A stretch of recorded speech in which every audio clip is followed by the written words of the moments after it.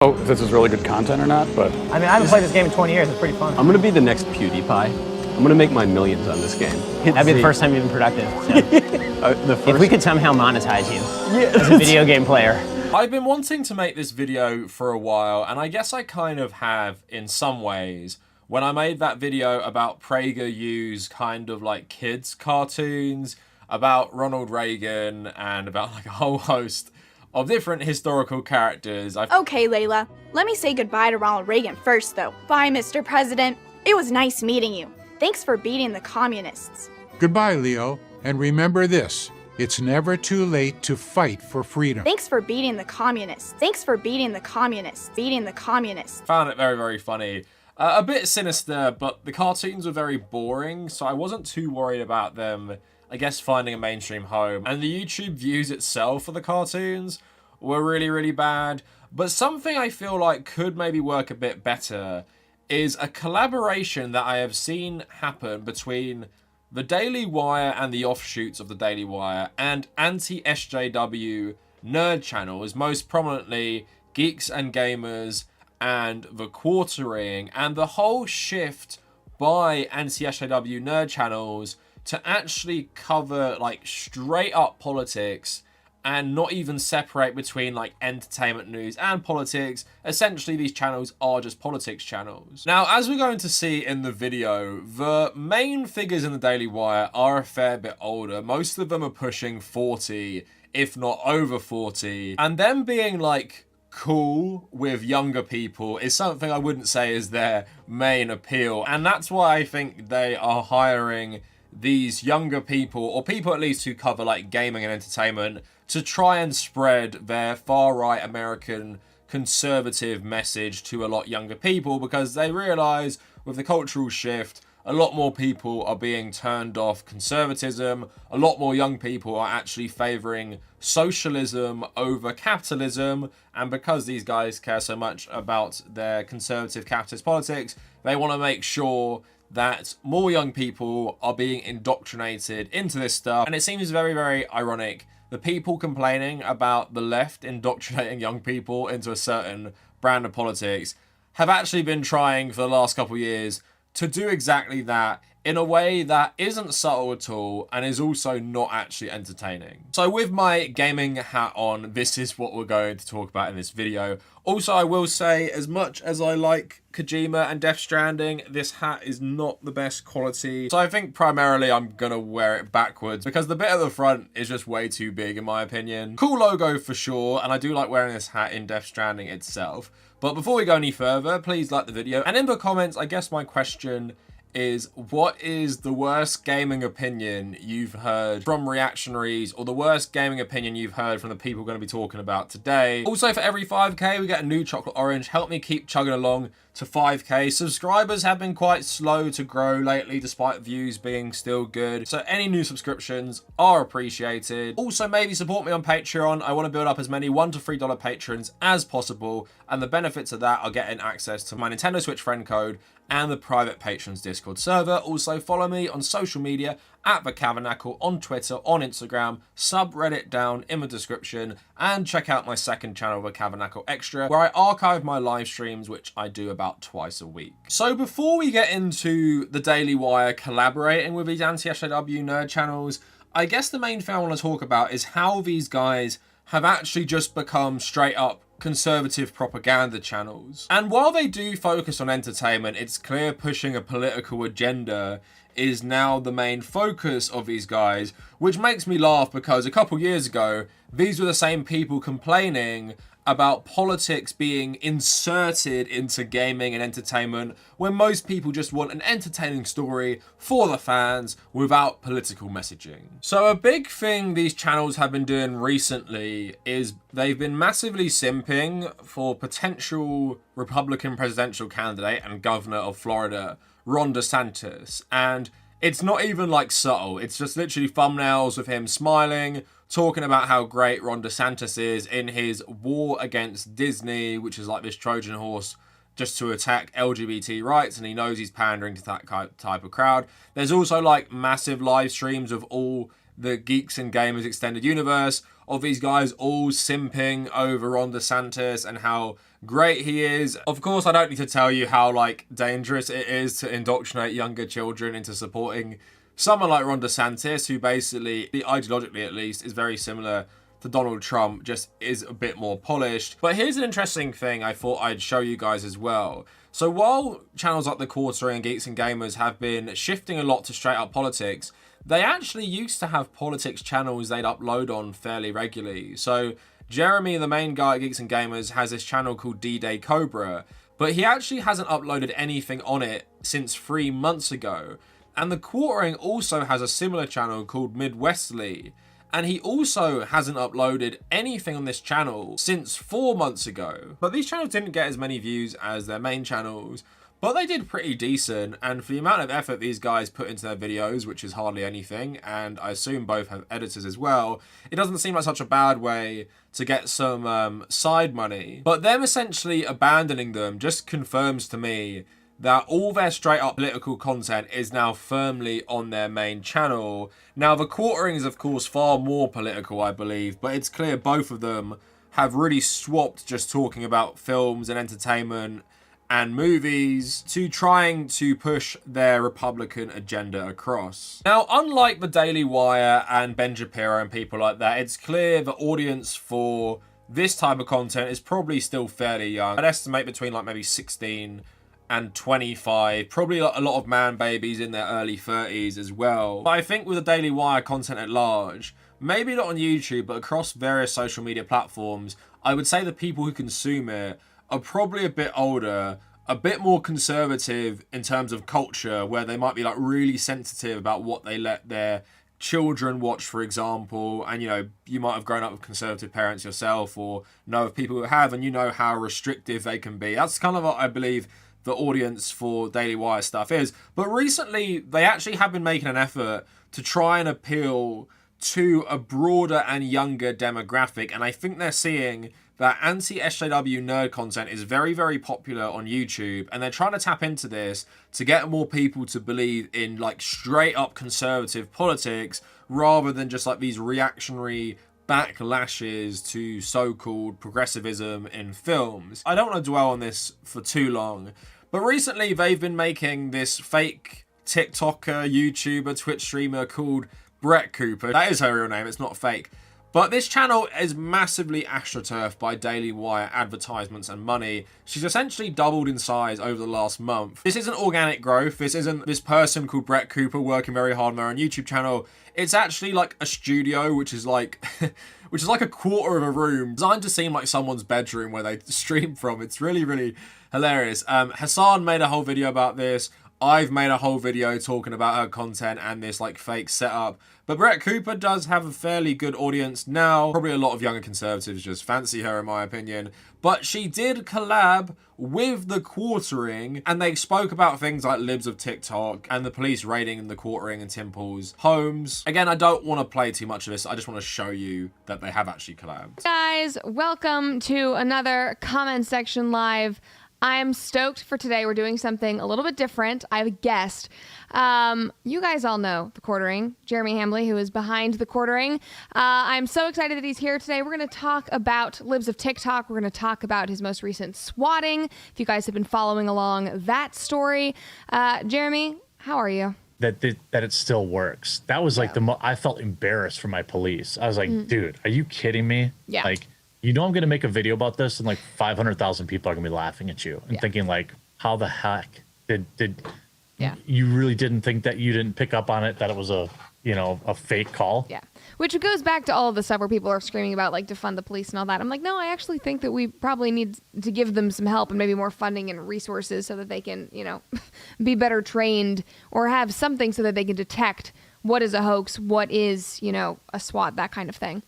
Well, I just think like if a text comes in and you can identify that it comes from these like, then it's like, text generation, like, can we just not deploy SWAT in like all those cases? Like, so I don't know how like military style police raiding two people's homes for no reason is probably a good argument against defund the police. It seems like a good argument for defund the police. But it's something conservatives generally do pretty well, is cross-pollination, in that pretty much every conservative YouTuber you see will pop up on another conservative YouTuber's channel, and there isn't a lot of like interpersonal drama between these figures.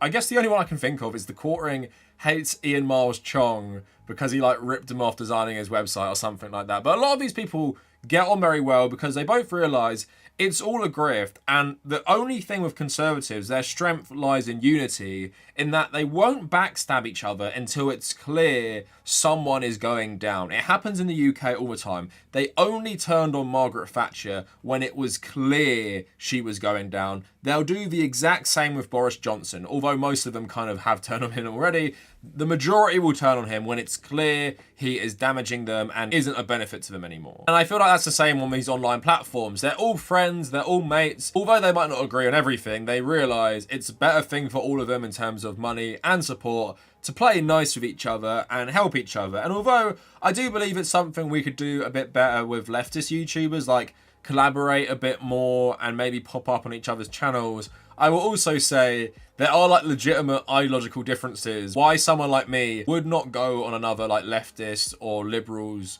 stream or YouTube video. Although this makes us weaker generally than the right wing, it is kind of nice to have like actual principles and not just sell out for clout and money. But this was a bit more of a like low-key collaboration because Brett Cooper's channel is still pretty new.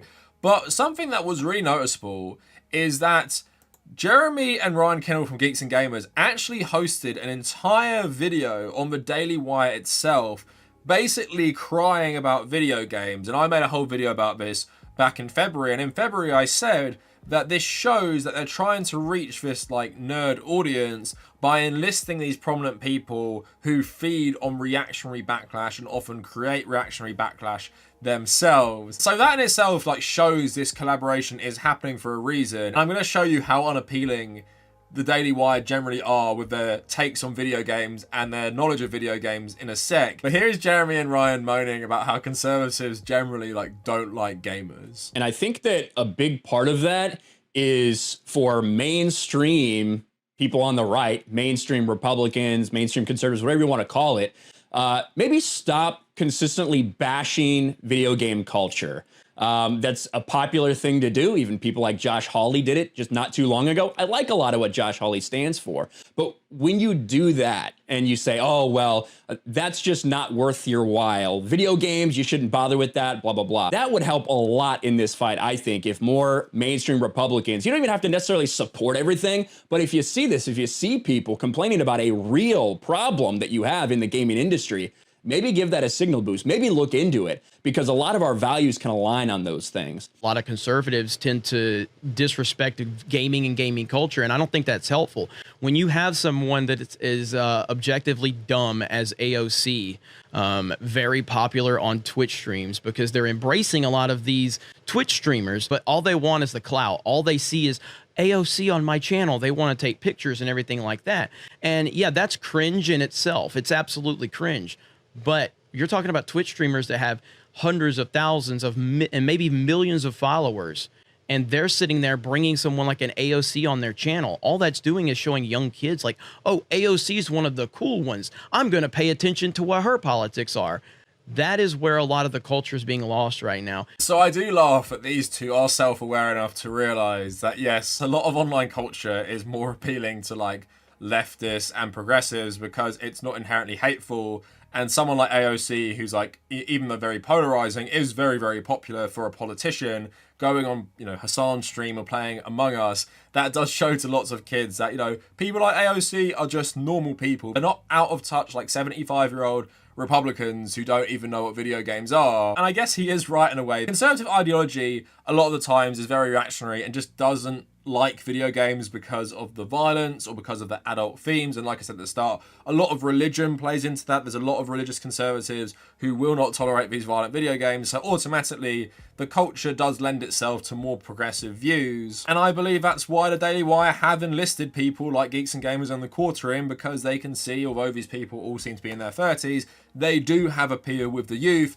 because although they have horrible opinions or are extremely reactionary, I guess they do like video games, they do play video games, they are good at video games to an extent, and they can discuss video games with people, whereas we're going to get to in a bit, the Daily Wire crew themselves, when you listen to them talk about video games and watch them play it, It's very cringy, and it makes you realize how out of touch they are with this gaming culture that they kind of want to appeal to. Anyway, that just shows this collaboration is happening. There are closer ties now between the Daily Wire, Geeks and Gamers, and the Quartering, and it seems like a deliberate push to try and target young people, which these groups have been doing. PragerU been doing with their cartoons. Matt Walsh and Ben Shapiro talk about like writing children's books and all these things. Thought these guys hated indoctrination, but they have also recently been defending gamers as well. So Michael Knowles, of course, horrible politics, seems like a pretty horrible person as well. I think he might be a tiny bit younger than some of them. He probably seems the least out of touch because he's fairly decent at the video games they play on stream, and he doesn't hate all gamers. So there's a video where Joe Rogan talks about how like pointless video games are, and then Michael Knowles just made like a quick response saying how it's a pretty ridiculous statement to say that because everyone should just have time to relax. And Joe Rogan, the king of all podcasting, a very sharp guy. Joe Rogan doesn't like the video games. He says the video games are a waste of time. Joe Rogan is completely wrong about this. I cannot believe it that I have got to defend video games, but I do. Joe's point, I think, is a little misguided here, is people need a break. People need to relax sometimes. I'm not saying you don't want to be a loaf, you don't want to be slothful, but sometimes people need a break. They need to relax. Sometimes video games can provide that. They're like a puzzle, right? It's like doing a crossword puzzle or a jigsaw puzzle or something like that. You don't want it to take over your life, and I think that's the point Joe's actually making. But as a little bit of a break, I think they can be perfectly fine.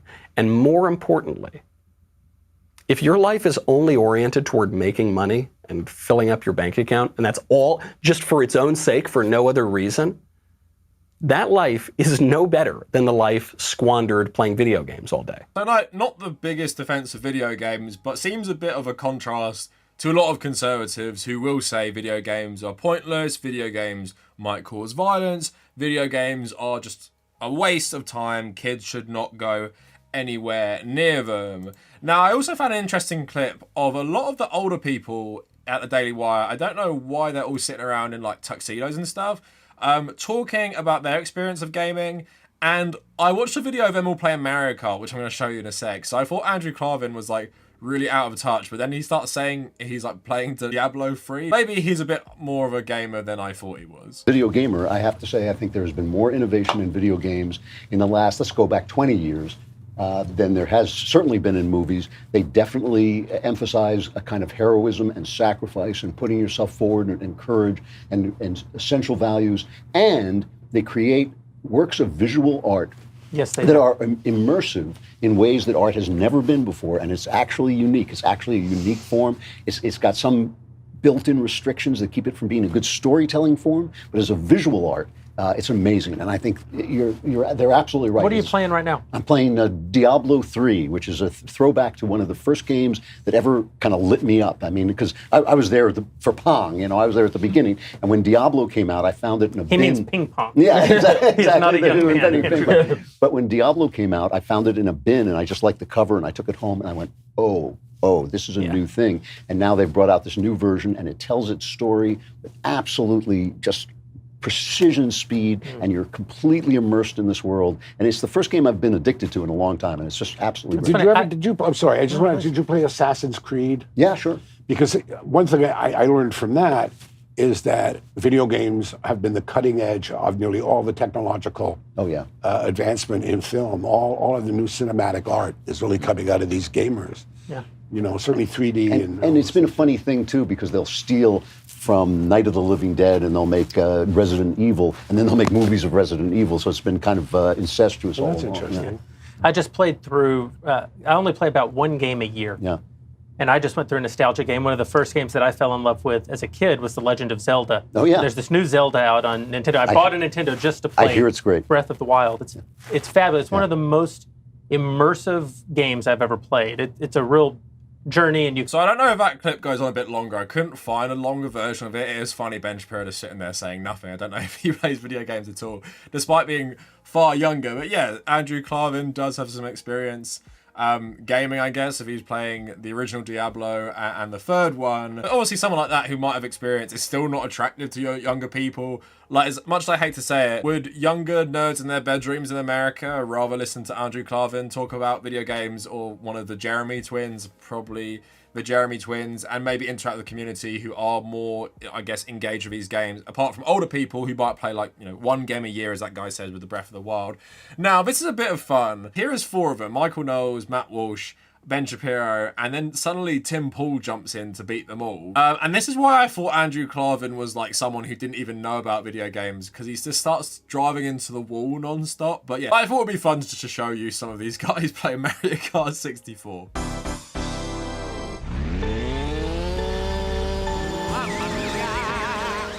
How do I go? Which controller do I use?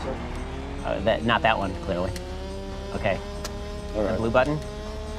So I have yet to move. I don't know which. Oh, I see. Okay. I don't know which. Oh, there. Okay, well. This isn't going fantastically well for me at this point. You're going backwards. Oh no, that's not you. That's not me. Someone's going. Who's going against the wall right now? Peach just beat me. You shouldn't talk like a congressperson, Michael. I'm number 4. No wonder. Yeah, Peach just beat me. Did you take my thing? How do I make my the weapons fire? Yeah. Where are the hookers to kill? B? Yeah. That was the other. That's in the that was other the other one. driving. The other game. game. Yeah. How am I winning? Shoot! I keep hitting. Are you winning? I mean, So we're going to swap out Mr. Clavin for Mr. Poole. Oh, now you got the talent. The talent is coming. Oh yeah. Right.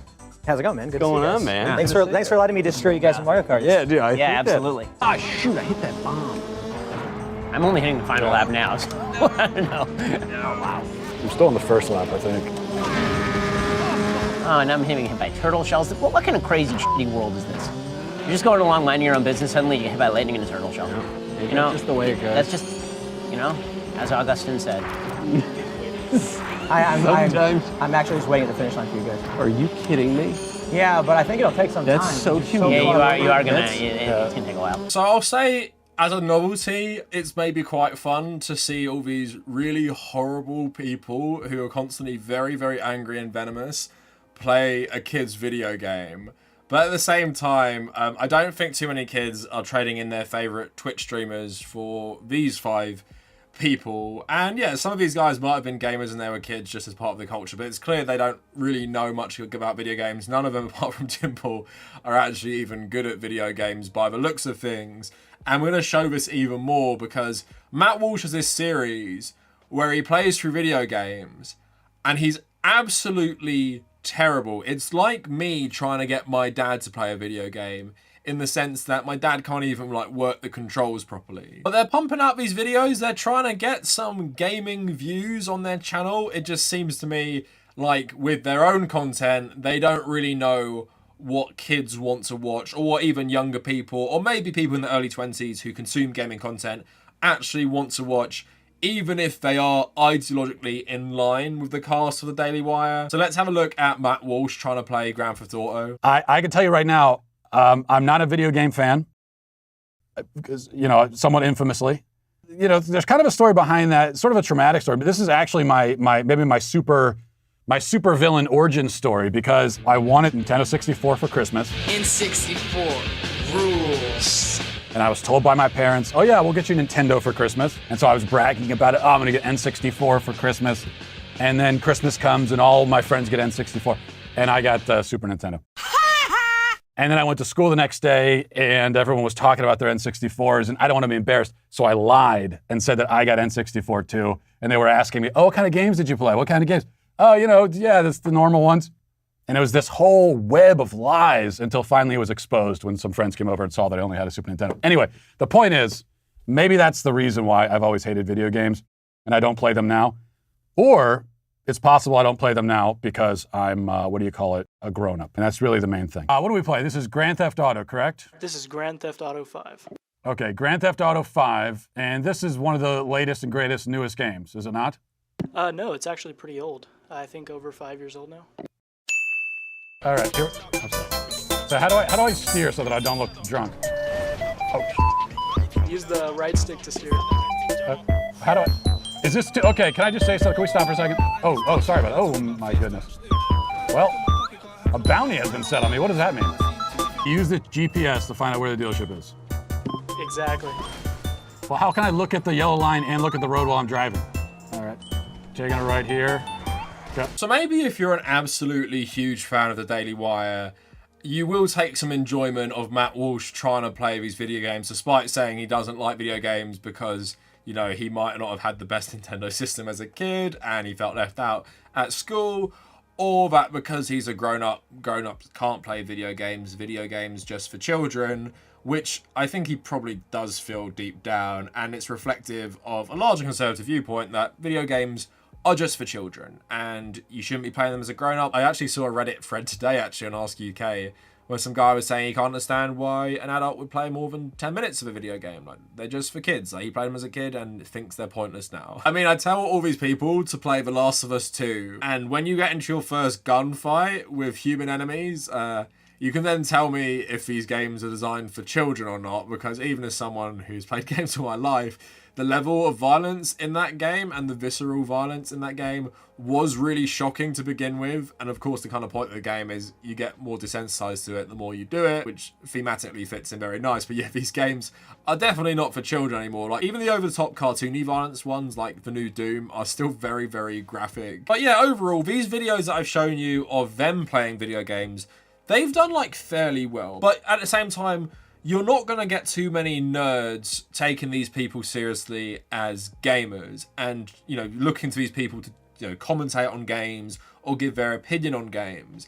And that's why I believe they are recruiting these anti-SJW nerd channels. And ones like the Quartering are like wildly successful. But of course, his channel is also a content farm. He uploads like 5 videos a day, 6 videos a day, every single day, feeding this algorithm, which in turn rewards him with more views. But that also means he does have this massive audience and he's influenced a lot of people to feel a certain way about politics and entertainment. But of course, that doesn't necessarily translate to these people all liking Ben Shapiro, Matt Walsh, Michael Knowles, who might try and put some more views onto these people, which are a bit more ideologically driven by various right-wing theory. A lot of these people, the extent of the political views of a lot of people consume anti-SJW nerd content is just, I don't like diversity, woke politics ruining my video games and movies. There isn't so much of, you know, an ideological agenda behind it. They're not thinking about how to structure society. They're not thinking necessarily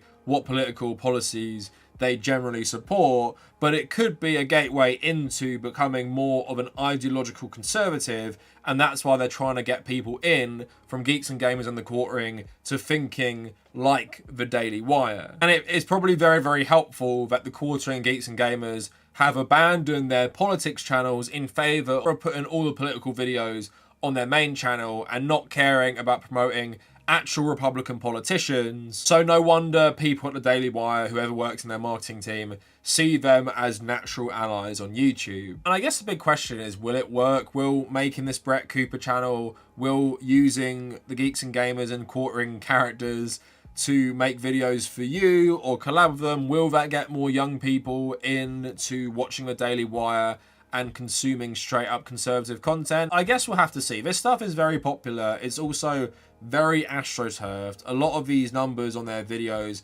are massively inflated by the amount of money they spend and the amount of ads they have running around on YouTube. You've probably watched a couple Daily Wire ads on my videos recently. I know people have been telling me that. And it's just something the right wing can afford to do that the left wing can't. But I feel like at the end of the day, the natural appeal to gamers is something I still think the Daily Wire will have a very hard time doing because they just seem so inauthentic. And although gamers are horribly reactionary, I think sometimes even with anti-SJWs, they aren't all like massive far-right conservatives. I find that's a trend mainly with the American types a bit more. But again, I think it's just like impossible to know at this point. Even someone like Brett Cooper and her channel's relative success, I'm not sure how much we should take seriously. Most of the views are essentially bought, and at the very least, her channel's numbers are massively inflated by the amount of money the Daily Wire are dumping into her content. But anyway, that is it for the video. Just thought it was a fun one to highlight how they are targeting gamers. Let me know what you guys think down in the comments. Follow me on social media, and if you made it this far, thank you for watching.